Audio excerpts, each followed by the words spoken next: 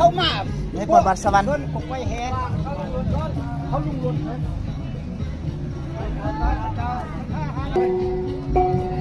แล้วก็เซ็นรถใหญ่มากเอารถบ้านดีเลยรถจอดเป็นเขารับเขาเป็นเขารวยเขาเขาลาแล้ว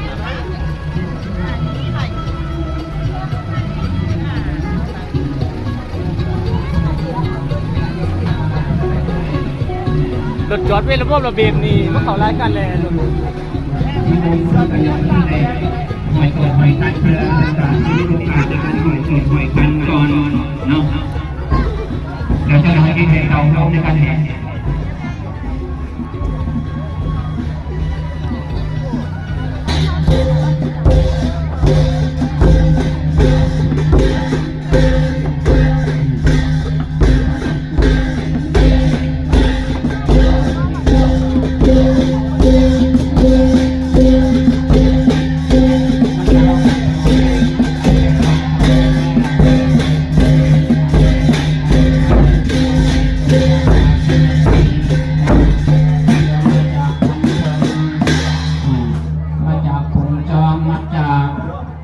มันนำใหม่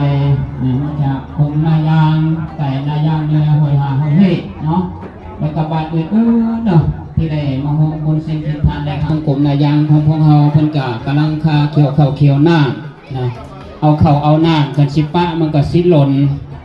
สิตกเฮเสียหายเนาะเพิ่นก็เลยว่าแจ้งเรือนเป็นถ่ายเดือนของเดือนพฤศจิกหรือว่าเดือน11สากลนะ2024จะได้ปีเดียวกันนะเพราะฉะนั้นก็บ่เป็นอย่างเนาะเข้ามาทานกินในการกินทานมือได้ก็ได้เนาะ